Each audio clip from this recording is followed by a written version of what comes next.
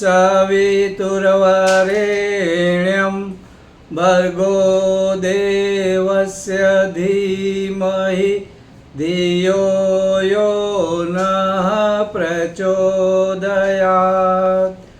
ॐ गुरुर्ब्रह्मा गुरुर्विष्णुः गुरुर्देवो महेश्वरः गुरुर्साक्षात् परब्रह्म तस्मै श्री गुरवे नमः। पिछले हफ्ते मैं एक वसाहत में गया था, यह सोचकर कि वहाँ पर हमारी भारतीय संस्कृति, ऋषि मुनि और गुरुदेव के विचार दे आऊँ, उनसे मिलाऊँ, अपनापन जताऊँ और साथ में कुछ ऐसे ही मित्रों को ले गया। मैं वहाँ पर पहुँचा तो उन्होंने पूछा, आप कौन हो, आप क्यों आए हो? और मैंने उन्हें बताया कि हम तो यूं ही आपसे मिलने आए हैं। उन्हें आश्चर्य हुआ, कोई भी किसी से बेवजह मिलने क्यों आएगा? फिर भी उन्होंने कहा, आप बैठिए, हमारा मुखिया आ रहा है। हम वहाँ पर बैठे, उनका मुखिया आया। उन्होंने फिर से पूछा, हमने वही जवाब दिया, हम आपसे मिलने आए हैं, कुछ अच्छी बातें करेंगे, कुछ अच्छे हमारे शास्त्रों के जो विचार हैं वो आपको देंगे, और वैसी कोई हम आपको सिखाने के लिए आए ऐसा नहीं, हम लोग कोई ज्ञानी हैं, सिर्फ आपसे मिलने आए हैं।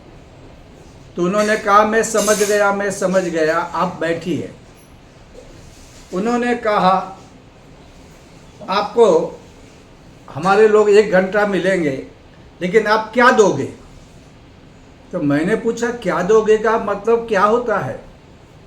तो उन्होंने बोला कि लास्ट संडे को यहाँ पे कुछ धार्मिक संस्थाएं आई थी, उन्होंने सबको 500 रुपया दिया, मुझे 5000 दिया, और उन्होंने वादा किया है वे बच्चों के स्कूल के लिए पेंसिल वगैरह देते जाएंगे। तो हम लोगों ने कहा कि ठीक है, आप यहाँ पर रोज़ आइए या हफ्ते में 1 बार आइए, अब सत्संग करिए, भजन करिए, कीर्तन करिए, हमारा जो लगता है वो देते जाना। तो हमने कहा, हम तो 1 पैसा देने के लिए नहीं आए, हम तो अपनापन समझकर आए हैं, हम सब भाई हैं, हम अच्छी बातें करेंगे, हमारे जीवन को उन्नत बनाएंगे। तो उन्होंने कहा, बिना दाम कुछ भी नहीं होगा, आपकी ज़रूरत नहीं। तब मुझे आश्चर्य लगा कि हर चीज़ में दाम, हर चीज़ में पैसा, और ये कैसे हो सकता है? और फिर लगा, राजकारण में ये चल रहा है, बिना कुछ मेहनत, बिना कोई श्रम लोग पैसे बांट रहे हैं। ये धर्म के रखवाले जो धर्म की बात करते हैं, वे अपनी भीड़ जमा करने के लिए, लोगों को आकर्षित करने के लिए उन्हें बिना कारण कुछ ना कुछ देते हैं। ये लोभ, ये लालच, क्योंकि धार्मिक आदमी के अंदर तो न कोई लोभ रहना चाहिए, न कोई लालच होनी चाहिए। धार्मिक आदमी वो है जो देना जानता है, वह देवता की पूजा करता है। देवता की पूजा का अर्थ होता है जो देता है, हंसते हुए देता है, वापस कुछ नहीं चाहिए, वापस रिटर्न में कुछ भी नहीं चाहिए, कोई एक्सपेक्टेशन नहीं। वो आदमी धार्मिक है।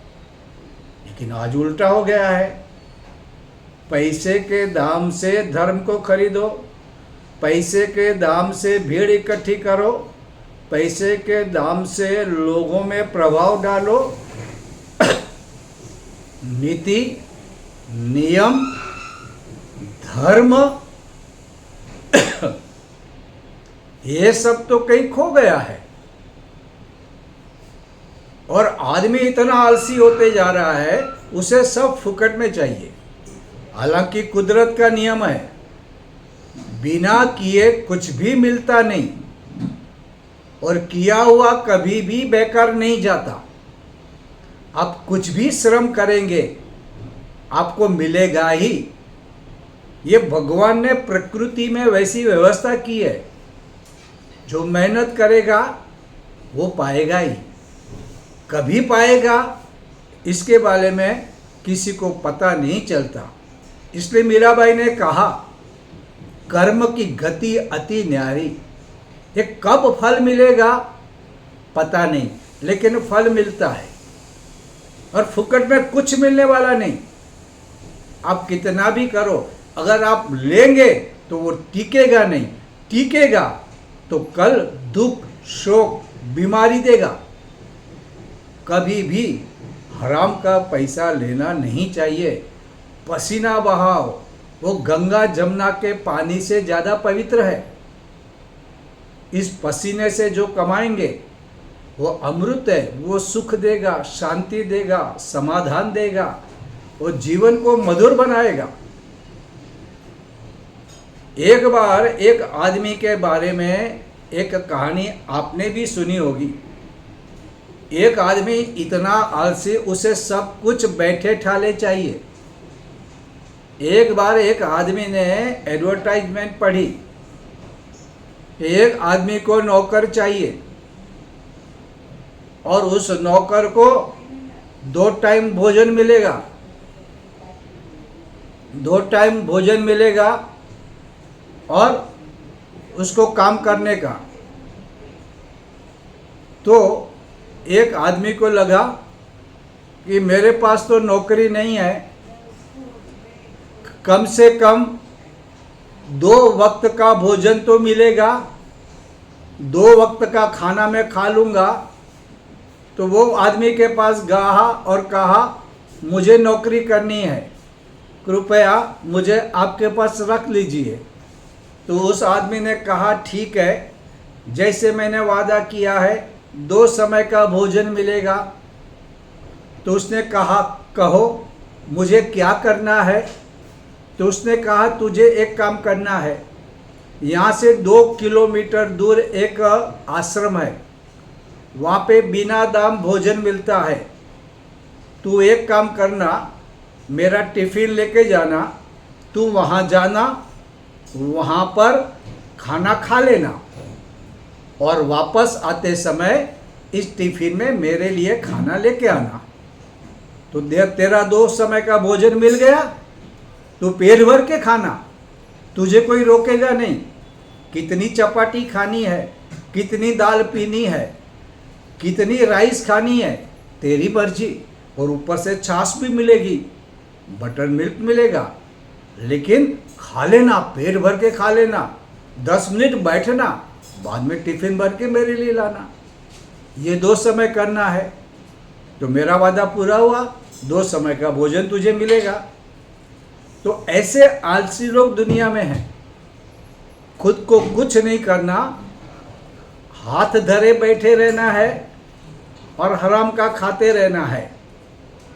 वो आदमी भी पगला गया।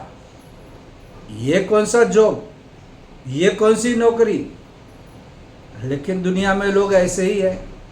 और ऊपर से हमारा राजकारण, लो फोकट में, लो बेकार। और इससे क्या होता है, लोग श्रम का महत्व भूल जाएंगे। और जिस राष्ट्र में निठल्ले लोग हो, आलसी लोग हो, कामचोर आदमी हो, न उस घर की उन्नति होती है, न वो राष्ट्र उन्नति कर सकता है। और राजकारण में तो ठीक है, धर्म में भी यही चल रहा है। हमारे इधर आओ, हम तुमको ये पैसे देंगे, हमारे पास आओ, हम तुमको नौकरी दिलवाएंगे, हमारे पास आओ, हम तुम्हें सस्ता घर देंगे। और लोग अपना सिद्धांत, अपना धर्म, सब कुछ भूल के, अगर फुकट में मिल रहा है तो करने के लिए तैयार है। ये जो धर्म परिवर्तन हो रहा है वो भी उसी कारण हो रहा है। मुझे कुछ बिना काम मिल रहा है। ये दहेज प्रथा चल रही है इसलिए कि लड़की मेरे घर में आए, साथ में इतने सारे पैसे जेवर लेके आए, मतलब जो कुछ भी मुझे फकट में मिले।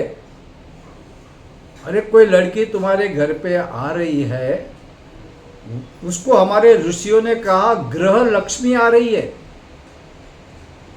वो पूज्य है, उसकी इज्जत सम्मान मान होना चाहिए। लेकिन हम कहेंगे हमको कितने पैसे मिलेंगे, हमारा बच्चा पढ़ा लिखा है, इतने रुपये चाहिए। कहते हैं हमारा बैल बिकता है, हमारे बैल की कीमत क्या लगा रहे हो। इस तरह अगर चलते रहेगा तो न हमारे चेहरे पे कोई रौनक रहेगी, न सम्मान रहेगा। अगर कोई मुंह पे थूक रहा है तो थूक भी ले लेंगे, अगर कोई फोकट में पैसा देता है तो। ये कौन सी जिंदगी, और इसका अर्थ भी क्या होता है। रविशंकर महाराज जब गुजरात में घूम रहे थे तो वहाँ पर उन्होंने एक लड़के को चॉकलेट दी। और अक्सर ऐसा होता है, हम लोग कहीं पे जाते हैं घूमने के लिए, अगर गरीब एरिया है तो हम क्या करते हैं, जेब में बिस्किट या चॉकलेट लेके जाते हैं और बच्चों को बांटते हैं। ये अच्छी आदत है। लेकिन जब उसने एक लड़के को कहा ले बेटा चॉकलेट, तो उसने ना बोल दिया, मुझे नहीं चाहिए।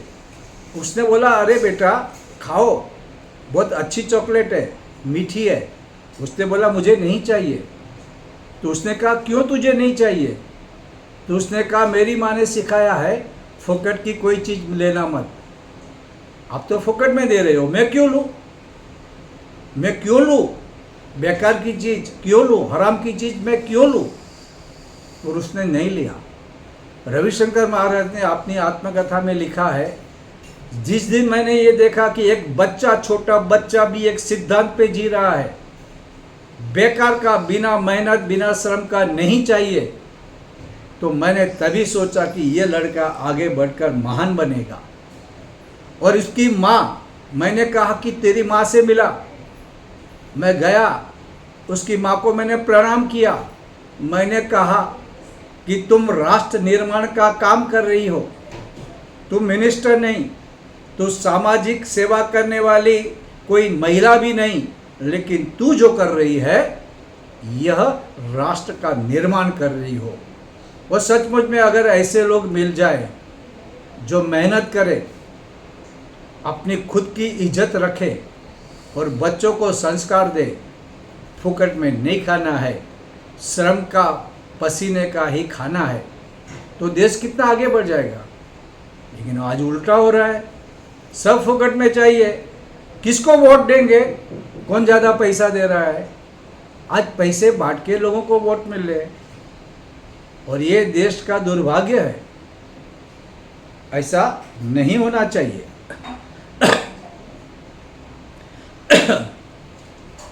एक गांव में कुछ सामाजिक लोग गए,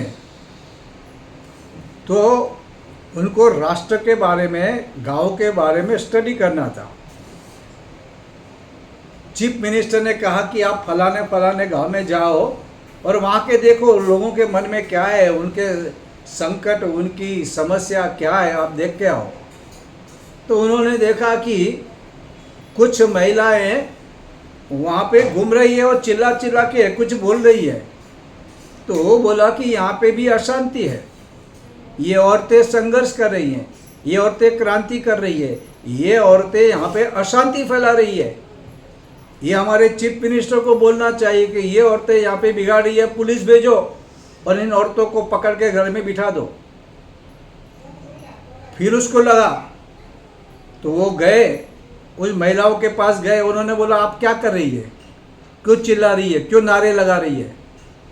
तो उसने कहा आपके चीफ मिनिस्टर ने यहाँ के हमारे बच्चों को फोकट में खाना खिलाने की बात कही है, हम इसका विरोध कर रहे हैं।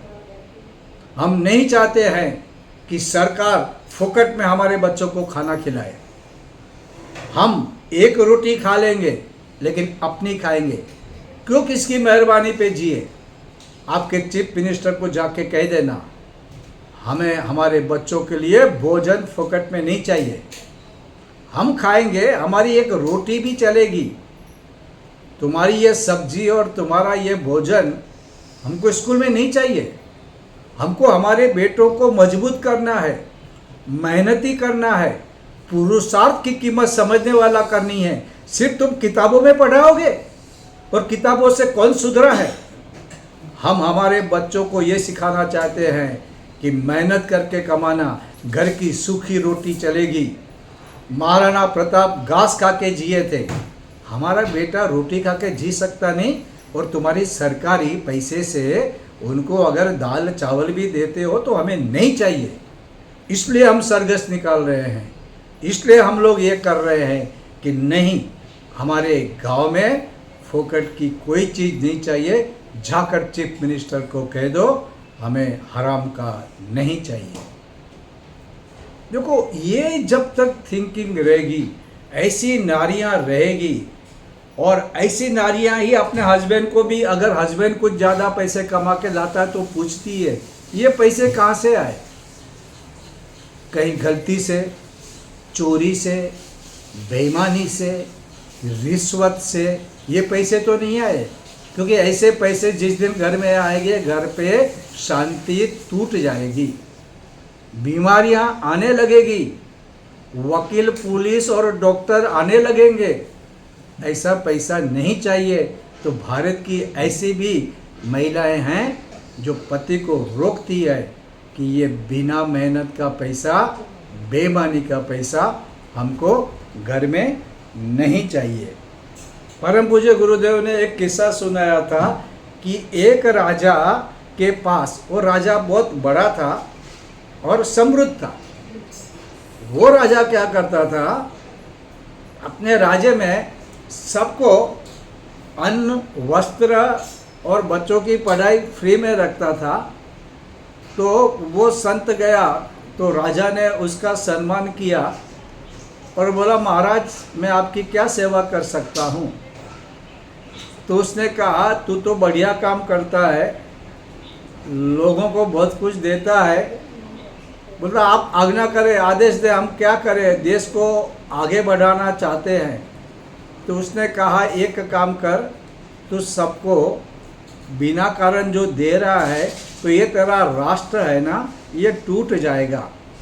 5-10 साल के बाद यहाँ पे सब निकम्मे निठल्ले लोग हो जाएंगे जो काम नहीं कर पाएंगे, काम जानेंगे नहीं, उसमें कोई कला नहीं होगी, कोई स्किल नहीं होगा, और धीरे धीरे बूढ़े बनेंगे और ऐसे ही मर जाएंगे। आने वाली पीढ़ी को काम करने का तरीका ही पता नहीं होगा, उसका शरीर मेहनत ही नहीं कर पाएगा, उसका दिमाग कुछ काम ही नहीं कर पाएगा, और तेरा राष्ट्र का सत्यानाश हो जाएगा।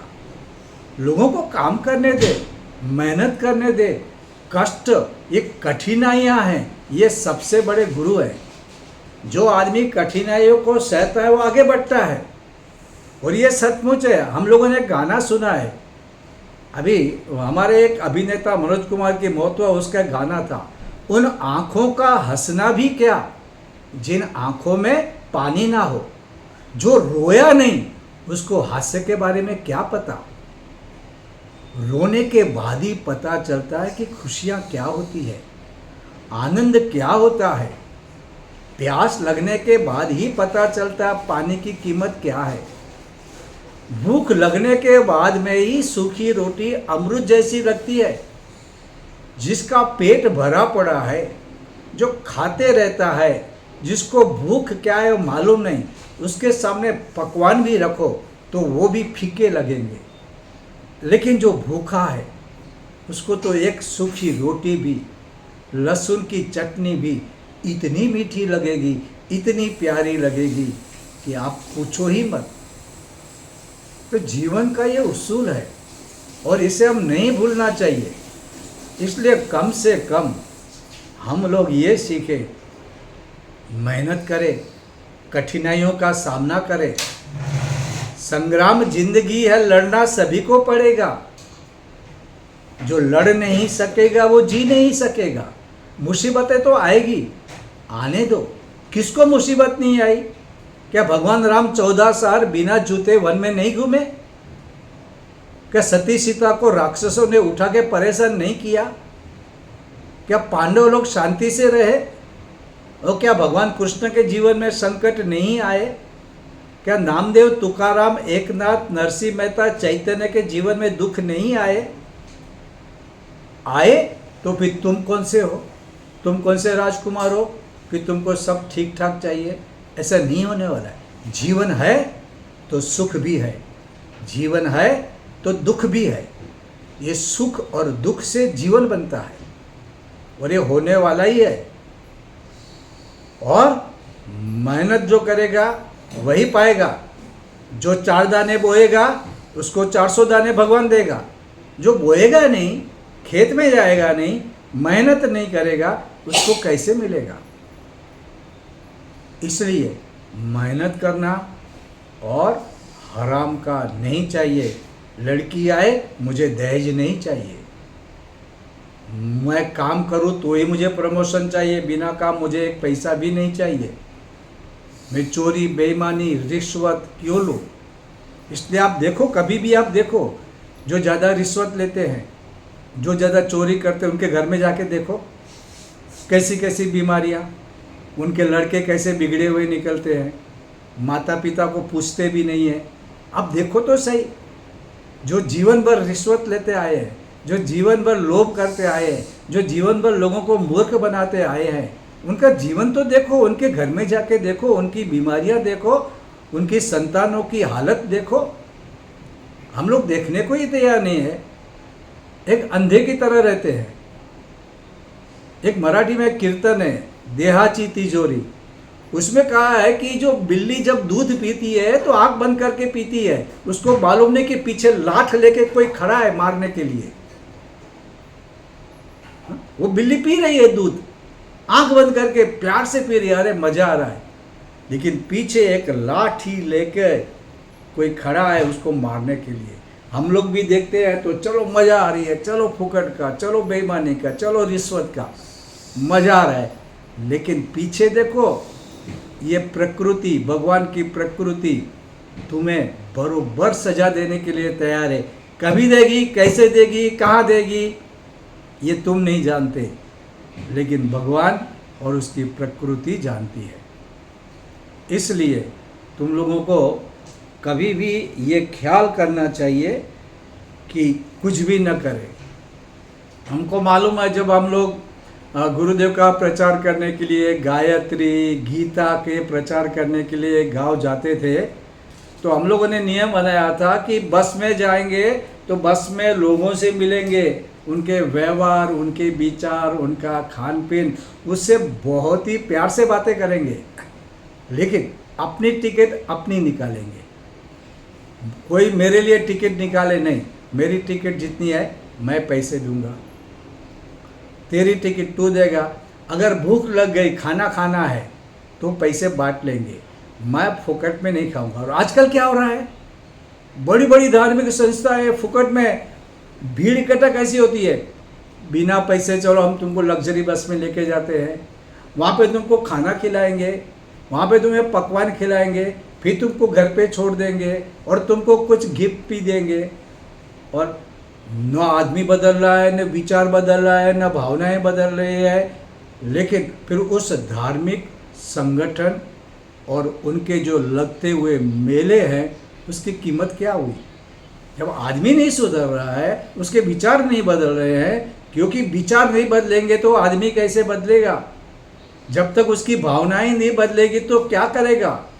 देखो, कानून कुछ भी नहीं कर सकता है, पुलिस कुछ भी नहीं कर सकता है, हमारे कानून कुछ भी नहीं कर सकते हैं जब तक आदमी का मन बदले, उसके अंदर धर्म की भावनाएं आए, जब वो अध्यात्म समझे तो अपने आप अंदर से बदलता है और फिर उसको कोई कुछ नहीं कर सकता, फिर वो वैसे ही जीते हैं। ज्ञानेश्वर के जीवन में कितने दुख आए, कितने दुख आए, लेकिन उन्होंने, क्योंकि वो डरे नहीं, वो हारे नहीं, और उन्होंने जो जीवन जिया, 16 साल में ज्ञानेश्वरी लिखा, 23 साल को समाधि ले ली। आज भी आनंदी में आप जाओगे तो माउली माउली करके वहाँ पे कितने लोग दर्शन करने के लिए आते हैं। ये क्या है, ये कैसे अमर हुए? क्योंकि उन्होंने अध्यात्म के सिद्धांत को जीवन में जिया, उन्होंने वैसा ही किया। एक नाथ के इधर भगवान नौकर बन के काम करते हैं कि भाई ये बहुत काम कर रहा है मेरा, इसकी पत्नी को इतना सारा काम करना पड़ता है तो चलो मैं मदद करने जाऊं। तो तुकाराम का दुकान भुकान सब, उसकी पत्नी भी गुस्सा करती थी, जो भी मिलता था बांट के आ जाते थे। लेकिन अभी आज उनकी बातें हमको याद आ रही है। हम दासबोध पढ़ेंगे, ज्ञानेश्वरी पढ़ेंगे, तुकाराम के अभंग सुनेंगे, और नामदेव तो पंजाब तक पहुंच गए थे। गुरु ग्रंथ साहब में उनके अभंग है। क्या हो रहा है आप देखो ना, राजा भूल गए, नेता भूल गए, किसी का नाम हमको याद नहीं, लेकिन इनके नाम भी याद है, और दुख में उनकी लिखी हुई बातें हमको सहारा भी देती है, हमको जीवन जीने की कला भी सिखाते हैं। तो हम क्यों ना उस मार्ग पे चले और हम लोग आगे बढ़े। इसलिए हमारे यहाँ कहते हैं कि भंडारे के लिए पैसे और अन्न दो, लेकिन भंडारे में खाओ मत। ये क्या बात हो गई? भंडारा करने का है, भंडारे में अन्न दान भी करना है, पैसा भी देना, खाना क्यों नहीं? इसलिए कि लोगों को देने की आदत रखो, लेने की नहीं। फुकट में भंडारे में मिलता है, लोग खा के आओ, टिफिन भर के आओ। ये जो मानसिकता गलत है। मुझे देना सीखना है। भंडारा हो रहा है, कई लोग आ रहे हैं, मुझे अन्नदान करना है, मुझे पैसे देने के, भाई आप करो, लेकिन मुझे फुकट में मिल रहा है तो मैं खा लूँ, मैं कुछ दूँ नहीं। तो हमारे शास्त्रों में कहा है ऐसा नहीं करना। कुआं खोदना है ताकि लाखों की प्यास बुझे, भंडारे में देना है ताकि हमारा पुण्य बढ़े और अनेकों को भोजन मिले। ये देने की भावना, जो देता है वो देवता है, वो जो लेता है वो लेवता है। हमने हमारे भगवान को कितना दिया, भगवान से कितना लिया। हम तो भगवान से भिख मंगे की तरह मांगते रहते, ये दे भगवान, ये दे, वो दे, ये दे। अच्छा तुमने दिया क्या? समाज को भी तुमने क्या दिया? समाज से लेना है, राष्ट्र से भी लेना है। मेरे देश ने ये नहीं कि अमेरिका में ऐसा होता है, इधर ऐसा होता है। अरे अमेरिका में क्या होता है? तूने तेरे राष्ट्र के लिए क्या किया? वो तो कुछ भी नहीं किया। तूने तेरे धर्म के लिए क्या किया? वो तो घर में माला भी नहीं जपी। एकादशी में क्या किया? साबूदाना वड़ा खाया, साबूदाना वड़ा खाए, कचौरी खाई, लस्सी पिया। अच्छा, बहुत धार्मिक हो गया। अगर ऐसी सोच रहेगी, एकादशी तो इसलिए है कि एक दिन घर पे खाना मत पकाओ, भूखे रहो, लेकिन एक दिन जाके लोगों को अच्छे विचार दे के आओ। घर पे खाना नहीं मिला, उपवास कर लो। वो उपवास भगवान में पुण्य बन के काम करेगा। बैठे ठाले खाते पीते रहोगे, वजन बढ़ाओगे, फिर डॉक्टर के पास जाओगे, उस उपवास का कुछ मतलब होता है? ये जीवन की छोटी छोटी बातें हमको बड़ा बनाती है। छोटी छोटी बातों की बातें हैं बड़ी, उसका परिणाम भी बड़ा होता है। इसलिए हम लोगों को क्या करना है? धर्म के साथ जुड़ना है, विचारों के साथ जुड़ना है, और मेरी मेहनत का। इसलिए हमारे कहा है दूसरों का जो द्रव्य है वो मिट्टी जैसा है। दूसरों के पैसे, हराम के पैसे लेने नहीं। और इसी तरह से जो पर स्त्री है वो मेरी माता है, मुझे माता की तरह देखना है। ये हमारे ऋषियों ने कहा, ये सुखी होने का है। इधर उधर भटकते रहोगे, नज़रें घुमाते रहोगे, फुकट का खाने की रिश्वत के बारे में सोचोगे, तुम्हारा जीवन नर्क बन जाएगा। मरने से पहले नर्क बनेगा। तो क्यों ऐसा जीना, जब जीने के लिए अच्छा रास्ता है, सोचने के लिए अच्छी सोच है, खाने के लिए सात्विक खुराक है, चलने के लिए भगवान ने पैर दिए, सोचने के लिए दिमाग दिया, तो अच्छा क्यों ना सोचे? और अच्छा सोचोगे तो तुम्हारा भविष्य भी अच्छा बनेगा, और भविष्य की बात छोड़ो, मैं तो कहूँगा तुम्हारा पुनर्जन्म, दूसरा जन्म भी अच्छा बनेगा। अभी से तुम बिगड़े रहोगे तो अभी तो नरक भुगतो के दूसरा जन्म भी तुम्हारा इतना बेकार मिलेगा कि तुमको मैं क्या कहूँ। इसलिए ये पल, ये मौका, आज से हम श्रम करना सीखे, पसीना बहाए, दूसरों के धन फुकट की मेहनत के बिना कुछ न चाहिए, सुख से शांति से रहे, भगवान का नाम हमेशा हमारे चिंतन में और हमारी जीवा पे रहना चाहिए। भलाई हो सके उतनी करें, क्योंकि जब हम भलाई करते हैं तो सचमुच में अपना ही भला करते हैं। आज के लिए बस